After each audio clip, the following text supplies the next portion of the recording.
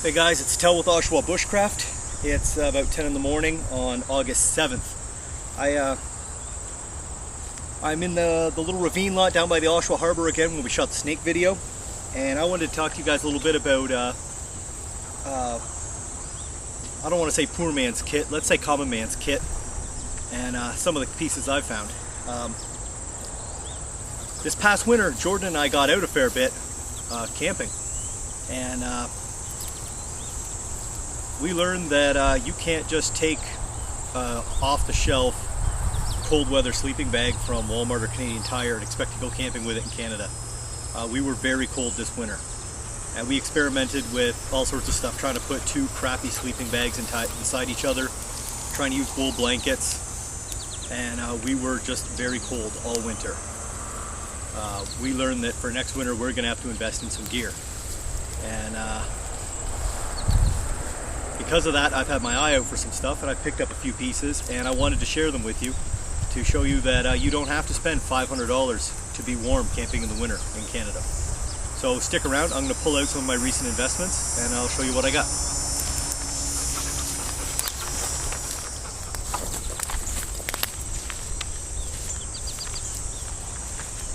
Alright guys, what we got here is a vintage mummy sleeping bag. I scored this at the end of last winter off Kijiji for 20 bucks. Guy said he was cleaning out his storage locker and found it. He bought it years and years ago to go camping one time. Didn't enjoy camping, never used it again. Now it was dirty from storage. I put it through my washing machine on the heaviest setting it had, and it came out like new. It's not down, it's a polyfill. The only information I have on it is this tag that says black ice, and another one up the top that says the same thing. I googled like hell. All I found was a company in, I believe, New Zealand that makes a line called Black Ice of really high-end mummy bags. No, none of them looked anything like this. I have no information on it. So if you recognize this, by all means, please post up where it came from. It is not super heavy, and it doesn't seem to have any kind of fancy fill in it. It has all the normal features of a mummy bag. It has a hood that'll close up around your head. It has a collar that'll close up around your neck. It has a draft tube that protects the zipper, and it has a fitted foot box that's extra thick in insulation, and it seems to me that the top of it has more insulation than the bottom.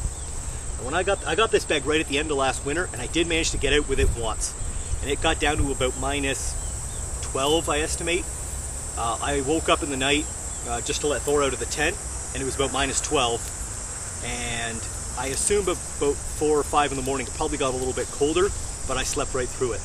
And I was astonished at, without any fancy insulation or being enormous, how much more efficient a mummy bag is over a standard rectangular sleeping bag.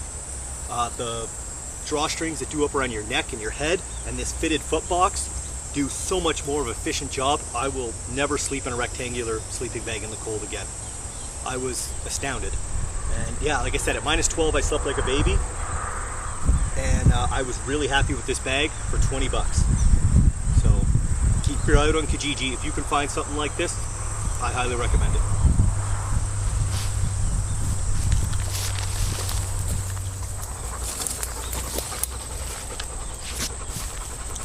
Alright guys, this bag here, Jordan and I found at the Stouffville Flea Market this past weekend. I got this off the table at a guy who had some workwear and surplus stuff. I got it for 20 bucks. Now, it doesn't seem to have seen a lot of use. It's pretty clean. It's got one little rip in it that somebody already sewed. Looks like they did a field repair. And the zipper's missing its pull. So I'm gonna have to track one down. I already stopped the fabric lane and bought the biggest one they had, and it's not even close to big enough for this. So I might have to sacrifice something else to get a zipper to fit this. This is a U.S. Army extreme cold weather bag. I don't know how old it is. I'm guessing pretty old. And it is down-filled. Through the rip, I can see feathers coming out, and I found feathers poking through on the inside. And this thing wasn't compressed when I found it. It was just balled up, and look how much loft it's got to it. Let's just fold it over once, and it's got to be a foot off the ground. It's considerably heavier than my other bag, and it doesn't compress down as far. I don't know how it compares to my other bag, but this winter I'd like to find out. Jordan has recently found himself a down bag too that I'm going to do a video and share with you. And I'm looking forward to doing serious side-by-side comparison testing with them. Trying to buy 3 thermometers that are accurate to each other and having one in the tent or outside and then one in each sleeping bag and keeping track of the temperature through the night, because Fancy Pants here likes to wake us up every 2 hours to go out and chase every chipmunk that comes by. So we'll be able to keep a log of how warm we stay through the night, and we'll be able to try all 3 of these through different weather and different weather conditions and with different people and with different layers on.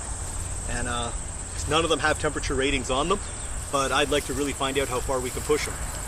I'd like to get a liner for these, but a guy my size has hard enough trouble getting into these as it is. I don't know how I do it with a whole nother layer to deal with. But yeah, this winter, look forward to some winter camping videos from us. Till then, I'm Tel from Oshawa Bushcraft. Get out here, try something out, guys. YouTube will be here when you get back.